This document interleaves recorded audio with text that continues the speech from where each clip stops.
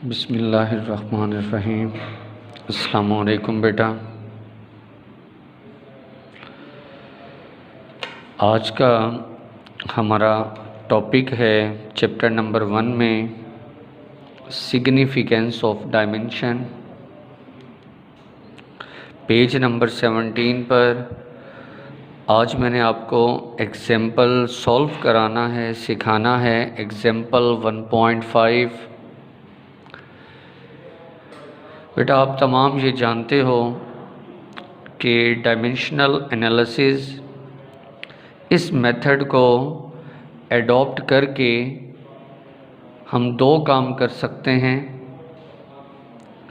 पहला काम checking the homogeneity of physical equation. Checking the homogeneity of physical equation. कोई भी इक्वेशन, कोई भी फार्मूला आप चेक कर सकते हो कि ये करेक्ट है या रॉन्ग। दूसरा है driving a possible formula. Page number 17 पर ये दोनों हेडिंग्स मेंशन हैं। डायमेंशन की सिग्निफिकेंस कि आखिर साइंटिस्ट ने ये मेथड क्यों अडॉप्ट किया, उन्हें आखिर इससे क्या एडवांटेज मिले। तो याद रखें बेटा, आपके सामने दो।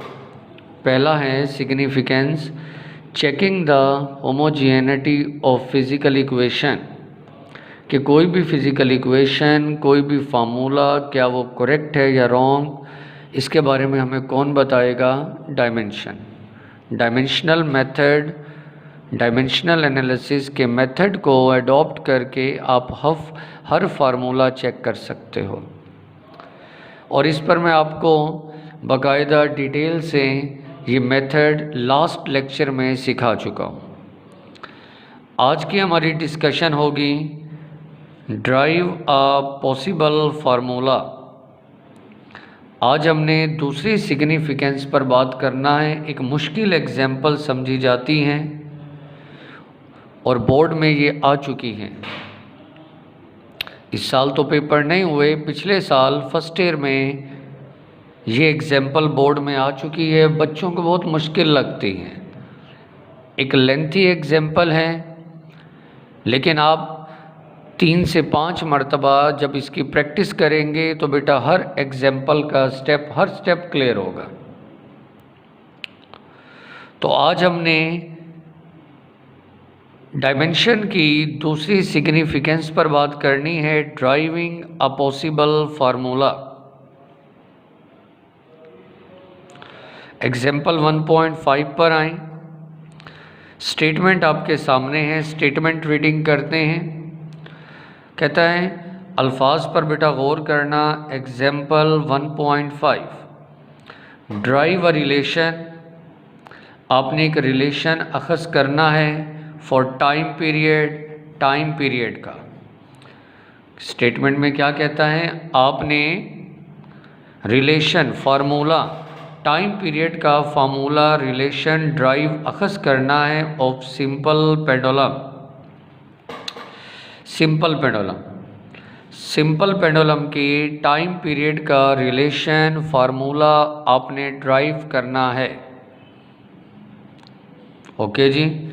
सिंपल पेंडुलम के टाइम पीरियड का फार्मूला आपने ड्राइव करना है। और फार्मूला आप सब बच्चों ने 10th क्लास में सुना था। मैं आपकी याद दहानी के लिए यहाँ बुक पर लिख रहा हूँ। T = 2 पाई √L/G। ये आपके सामने मैंने फार्मूला लिखा है सिंपल पेंडुलम के टाइम पीरियड का। 10th क्लास में आप ये सुन चुके हो। तो एग्जाम्पल 5 में कहता है ड्राइव करें सिंपल पेंडुलम के इस टाइम पीरियड का फार्मूला आपने ड्राइव करना है। ये जो फार्मूला है आज इसको हमने बनाना है, अखज़ करना है। डायमेंशनल एनालिसिस इस मेथड को इस्तेमाल करते हुए आज हमने सिंपल पेंडुलम के टाइम पीरियड का रिलेशन प्रूफ करना है। यूजिंग डायमेंशनल एनालिसिस क्या करना है, सिंपल पेंडुलम के टाइम पीरियड का फार्मूला रिलेशन प्रूफ करना है।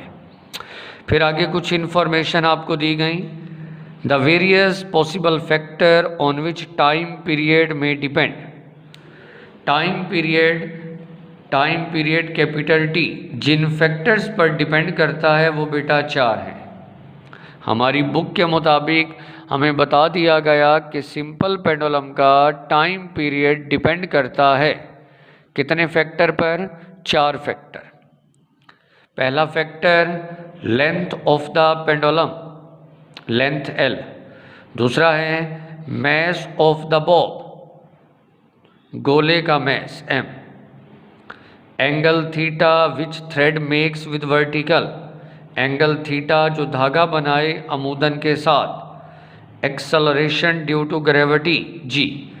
तो टाइम पीरियड डिपेंड करता है इन 4 फैक्टर पर। साइड पर फिगर, वहाँ आप ये चारों फैक्टर देख सकते हैं। तो स्टेटमेंट से आपने जो डेटा कलेक्ट किया वो ये है कि आपसे डिमांड की गई कि आपने सिंपल पेंडुलम के टाइम पीरियड का फार्मूला प्रूफ करना है। डायमेंशनल एनालिसिस मेथड अडॉप्ट करें, सिंपल पेंडुलम के टाइम पीरियड का फार्मूला ड्राइव करें। फर्दर बताया गया कि टाइम पीरियड डिपेंड करता है 4 फैक्टर। पहला है पेंडुलम की लेंथ, दूसरा है बॉब का मैस, तीसरा है एंगल थीटा, चौथा acceleration due to gravity. Time period बताया गया इन 4 फैक्टर पर डिपेंड करता है। जी बेटा, हमने क्या मालूम करना है, सिंपल पेंडुलम के टाइम पीरियड। ये आपकी याद दहानी के लिए दोबारा लिखता हूँ, T equal 2 pi under root L/G। आपने इस फार्मूले को, इस रिलेशन को आपने ड्राइव करना है। इसे प्रूफ करते हैं।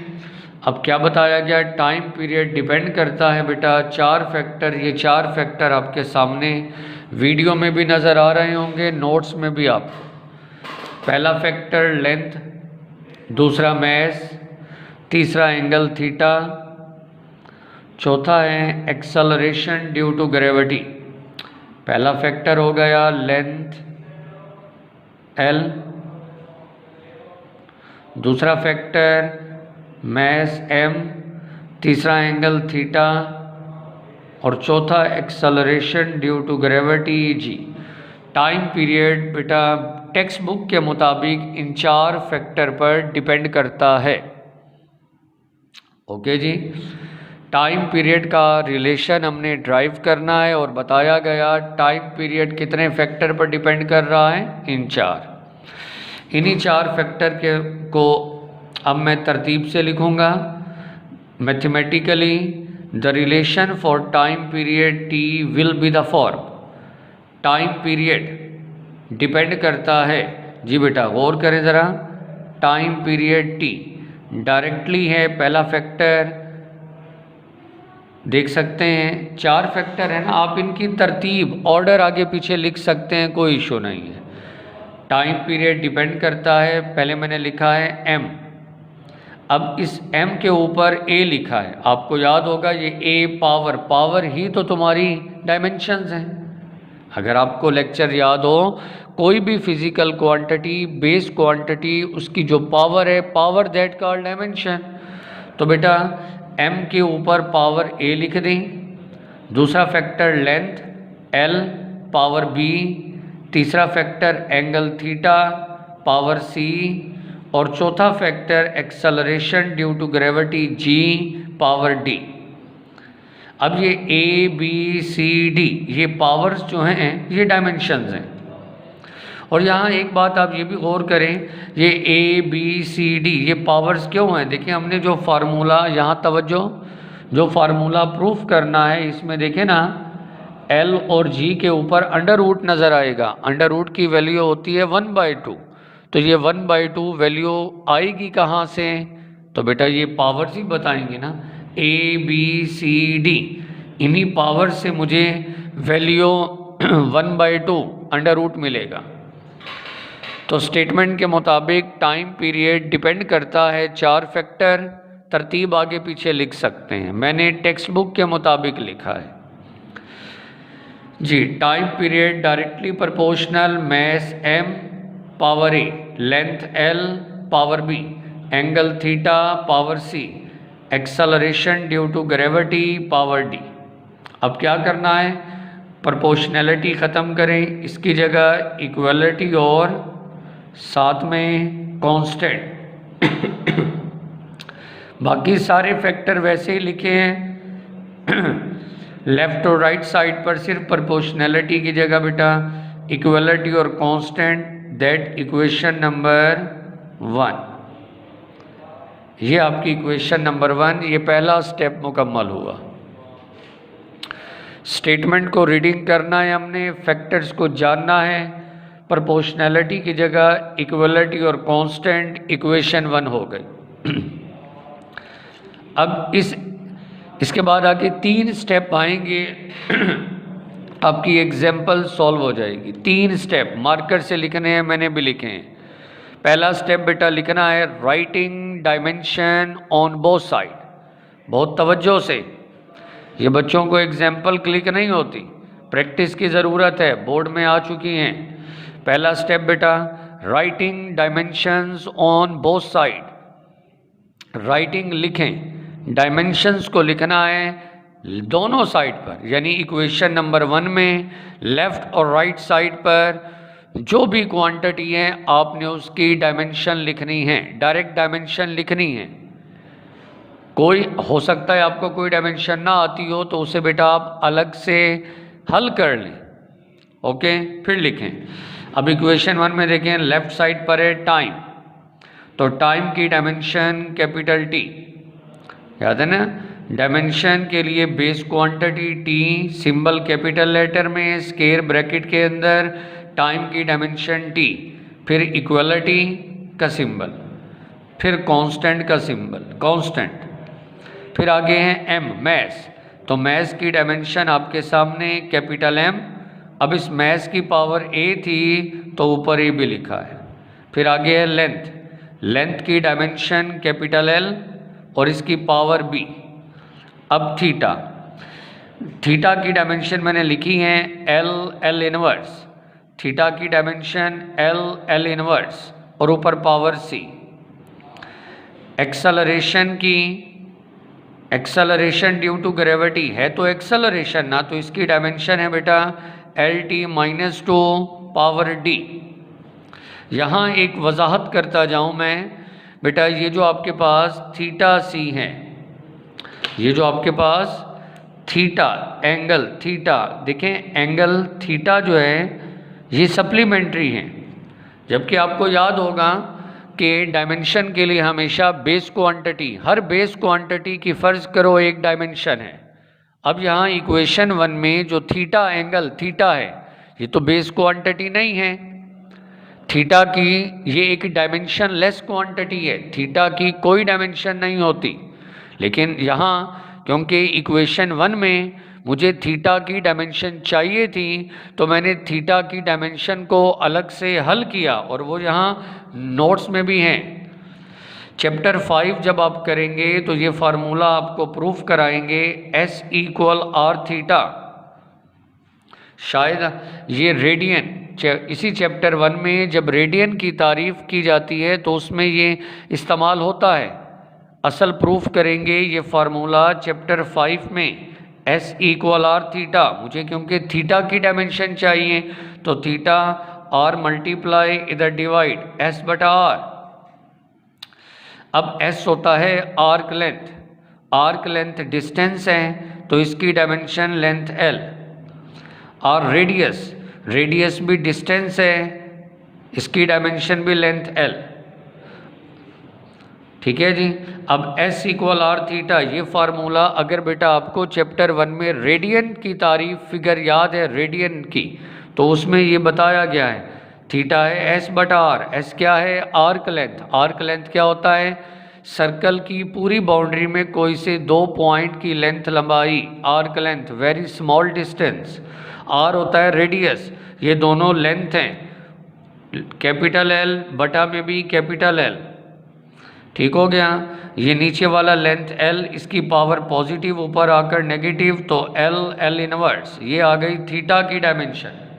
हालांकि थीटा सप्लीमेंट्री यूनिट है, एंगल है, डायमेंशन लेस है, लेकिन फ़िलहाल हमें क्योंकि रिक्वायरमेंट पूरी करनी है तो मैंने अलग से रफ वर्क पर थीटा की डायमेंशन निकाली, L L inverse.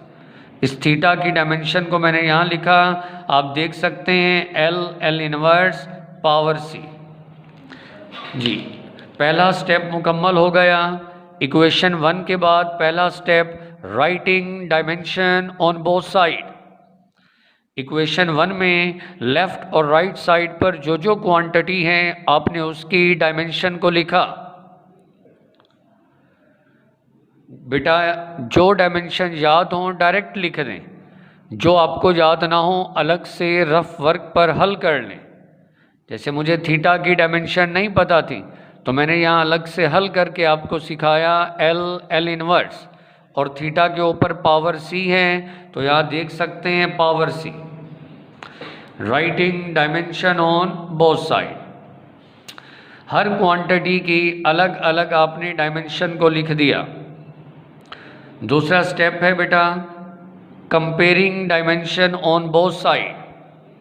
Comparing dimensions on both sides, comparing dimensions on both side, comparison करना है, मवाजना करना है, लेफ्ट और राइट दोनों जानिब डायमेंशंस का कंपैरिजन मवाजना। बहुत तवज्जो से स्टेप सुने। अब देखिए बेटा, अब पहले मैं लेफ़्ट और राइट साइड पर टाइम को कंपेयर करता हूँ। लेफ़्ट साइड पर टाइम, ये मैंने टी लिखा है।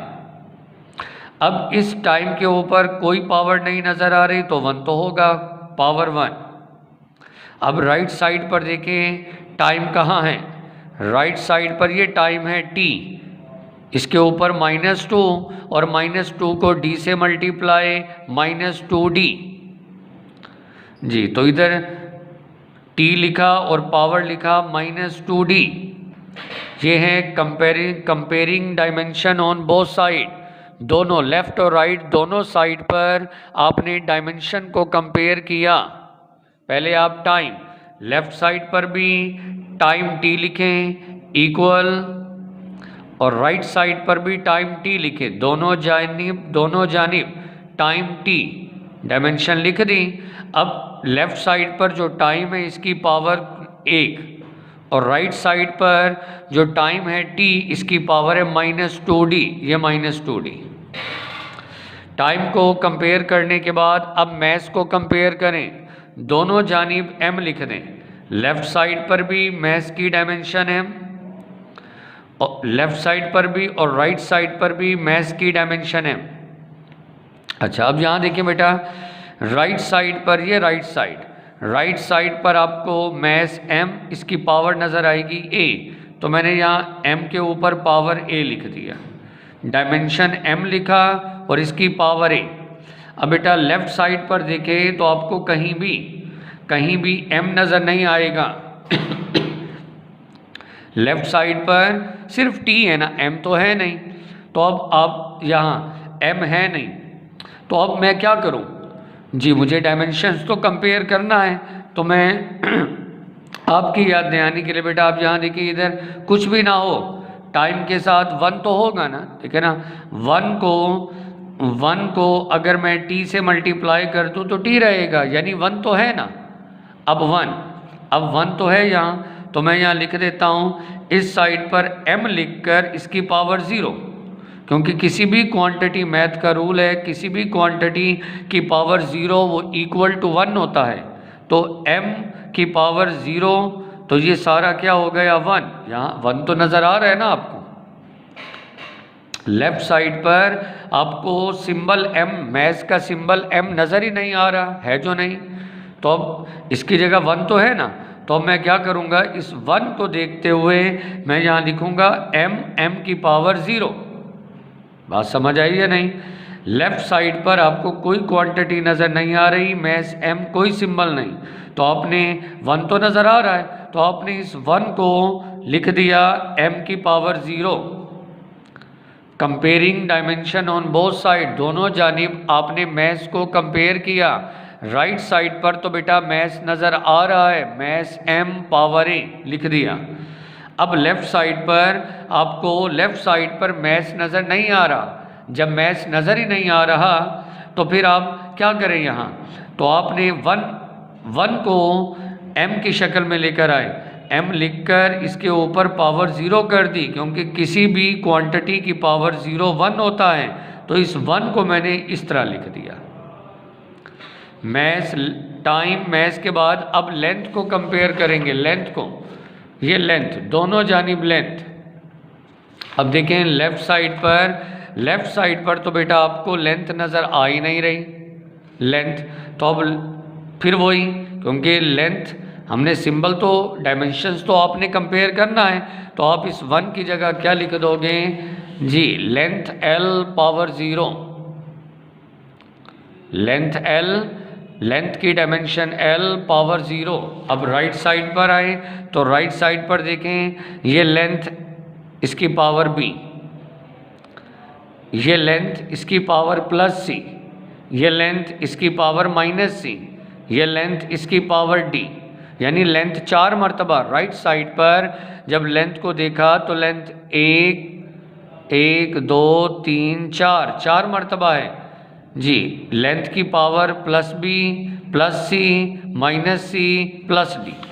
तो आप देख सकते हैं बेटा यहाँ लेंथ राइट साइड पर लेंथ और लेंथ की पावर हो गई plus B plus D plus C minus C. दूसरा स्टेप यहाँ मुकम्मल हुआ, comparing dimension on both side. इसके बाद तीसरा स्टेप है by equating powers on both side. Equating powers का कंपैरिजन, इक्वेटिंग, यहाँ देखिए बहुत आसान स्टेप है, पावर्स को इक्वेट करना है। कैसे इक्वेट करेंगे यहाँ देखें जी, कंपेयरिंग डायमेंशन में देखें ये टाइम है, दोनों जानिब डायमेंशन t है, बेस इक्वल है तो पावर भी इक्वल, यानी कि 1 इक्वल हो गया -2d के। इधर आए, इन दो को पावर्स को इक्वेट करें, बेस इक्वल है तो पावर भी इक्वल, 0 इक्वल a के। यहाँ 1 किसके इक्वल है -2d, यहाँ 0 इक्वल a के जी। देखें by equating powers both side तो 1 इक्वल आ गया -2d, 0 आ गया a के। और इसी तरह लेंथ को कंपेयर करें तो यहाँ इक्वेटर, यहाँ देखें 0, इधर पावर 0 है और इधर है b plus D plus C minus C, तो 0 equal b plus D plus C minus C. हमारे पास इक्वेशन 2, 3 और 4 आ गई। अब इक्वेशन 2, 3 और 4 इनको सिंप्लीफाई करें, यहाँ से आपको a, b, c, d 4 कीमतें चाहिए। इक्वेशन नंबर 3 में आप देखें a की वैल्यू तो आपको मिल गई, ब्लॉक कर दिया a0। इक्वेशन नंबर 2 से आपको d की वैल्यू मिलेगी, इक्वेशन 2 से d चाहिए, -2 मल्टीप्लाई इधर आकर डिवाइड तो d हो गया -1/2। a की वैल्यू आ गई 0, d की वैल्यू आ गई -1/2। अब इस d की वैल्यू को पुट करें इक्वेशन नंबर 4 में, 0 इक्वल b, d की जगह -1/2 plus C minus C, plus सी और माइनस सी कैंसल हो गए, ख़त्म। हमें b चाहिए ना, प्लस माइनस सी कैंसल, ख़त्म। -1/2 इधर आकर +1/2, ये लें b की वैल्यू भी आ गई। a, b और d 3 कीमतें आपको मिल गई। अब बाकी कीमत रह गई किसकी, c की। बाकी वैल्यू रह गई आपके पास c की। अब c की वैल्यू आपको नहीं मिल सकती क्योंकि एक c प्लस में है, एक c minus, plus minus cancel 0। अब मेरे पास c की वैल्यू तो नहीं आ सकती ना, तो मैं यहाँ डायरेक्ट, यहाँ देखिए ना इक्वेशन 1 में आपने वैल्यूज पुट करना है, a की वैल्यू भी आ गई, b की भी आ गई, d की भी। अब c की वैल्यू नहीं मिल सकती क्योंकि c प्लस माइनस कैंसल हो रहा है, तो अब c की वैल्यू नहीं मिल सकती, तो मैं डायरेक्ट क्या हासिल कर लूँ, थीटा c, ताकि इक्वेशन 1 में दर्ज कर सकूँ। सी की वैल्यू तो मुझे किसी सूरत मिल नहीं रही, तो मैं डायरेक्ट थीटा सी ही हल कर लेता हूँ, थीटा सी थीटा सी। तो थीटा सी की वैल्यू अब मैं हल करना आपको ये सिखा देता हूँ। थीटा सी, बेटा आपने थीटा की वैल्यू, जी थीटा की डायमेंशन लिखी एल इनवर्स और ऊपर पावर सी, एल इनवर्स, थीटा की डायमेंशन एल इनवर्स पावर सी। जी इनको इकट्ठा एक ही पावर में लिखो, लेंथ एल लिखकर 1 - 1, क्योंकि एक लेंथ की पावर +1 है, एक की -1, 1 - 1 कैंसल, लेंथ की पावर 0। अभी बताया किसी भी क्वांटिटी की पावर 0 1, ये 1 हो गया पावर सी। अब 1 की बेटा आप जानते हो कोई भी पावर है वो 1 ही होती है। 1 की पावर 1 1, 1 की पावर 10 1, 1 की पावर 100 1, 1 की कोई भी पावर हो 1। तो हमने अलग से थीटा सी की वैल्यू हल कर ली 1।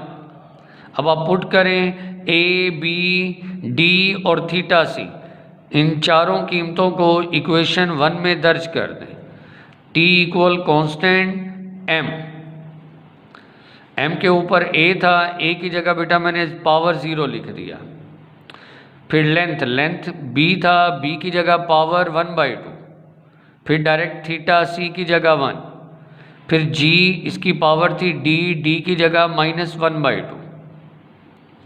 फिर वही स्टेप, किसी भी अगले स्टेप में m की पावर 0 है ना, किसी भी क्वांटिटी की पावर 0 1, तो इसकी जगह 1 लिख दिया। मल्टीप्लाई करें जी, तो बाकी रह गया t equal constant, length l power 1/2, g power -1/2। अब ये -1/2 नीचे बटा के नीचे आकर +1/2 हो जाएगा। t इक्वल कॉन्स्टेंट, लेंथ की पावर 1/2 और g जो कि माइनस में था तो बटा में नीचे लेकर आया +1/2, 1/2 होता है अंडर रूट, तो लेंथ की पावर भी अंडर रूट, g एक्सेलरेशन की पावर भी अंडर रूट, दोनों को इकट्ठा अंडर रूट में, तो t इक्वल कॉन्स्टेंट √L/g। तो बेटा आपने फार्मूला प्रूफ कर दिया। अब ये जो कांस्टेंट है, आपको याद होगा ये कांस्टेंट की वैल्यू होती है 2π, क्योंकि असल फार्मूला था t इक्वल 2π √L/g। तो ये जो कांस्टेंट है, कांस्टेंट की वैल्यू 2π है। तो यहाँ मैंने मेंशन किया है, लिखा है, ये फिक्रा ज़रूर लिखें, the numerical value of a constant, कि ये जो कांस्टेंट है, अगर आप इसे फार्मूला याद हो ना, तो कांस्टेंट की न्यूमेरिकल वैल्यू है 2π। ये कांस्टेंट है, numerical value 2π, can not determine by dimensional analysis. और आपको याद होगा 2π न्यूमेरिकल वैल्यू, ये इसको आप मालूम नहीं कर सकते डायमेंशनल एनालिसिस से, it can be found by experiment. तजर्बा करके आप इस कांस्टेंट की वैल्यू को हल करेंगे, 2π यहाँ लिखेंगे। तो ये बेटा एग्जाम्पल आपकी मुकम्मल, एक मुश्किल एग्जाम्पल तो नहीं, लेंथ ही ज़रूर थी, बार बार प्रैक्टिस करेंगे तो आपके तमाम मसाइल हल हो जाएंगे। बेटा 3 स्टेप्स हैं। पहला स्टेप आपको याद रखना है, writing dimensions on both side. दूसरा है comparing dimensions on both side. तीसरा है equating powers on both sides. इस एग्जाम्पल को 3 से 5 मरतबा 7 मरतबा हल करें, क्योंकि बेटा जब तक ये एग्जाम्पल आपको नहीं आएगी, आपके लिए नेक्स्ट लेक्चर में मुश्किल होगी। इसी method, driving a possible formula, इसी मेथड, इसी एग्जाम्पल 5 वाले मेथड पर कल मैं आपको न्यूमेरिकल नंबर 1.8 और न्यूमेरिकल नंबर 1.10 सॉल्व कराऊंगा। हमारा कल का लेक्चर, नेक्स्ट अगला लेक्चर, उसमें 2 न्यूमेरिकल उन्हीं बच्चों को समझ आएंगे जिन्हें ये एग्जाम्पल 5 आती होगी। अदरवाइज बेटा सॉरी, माजरत। जब तक आप प्रैक्टिस नहीं करेंगे, हाँ बार बार प्रैक्टिस करें। इन केस आपको कोई स्टेप नहीं समझ आता, आप बेटा कॉल कर सकते हैं, पूछ सकते हैं। बेटा प्रैक्टिस करेंगे तो फिज़िक्स पर आपको कमांड मिलेगी। ये एग्जाम्पल एक लेंथी है, 3 स्टेप्स हैं, आहिस्ता आहिस्ता हर स्टेप की वजाहत की। तो आपने बार बार प्रैक्टिस करना है, इस लेक्चर को, ऑडियो वीडियो को सुनना है, नोट्स को स्टडी करना है, बार बार लिखना है, प्रैक्टिस करनी है। Thank you very much. अल्लाह हाफिज़।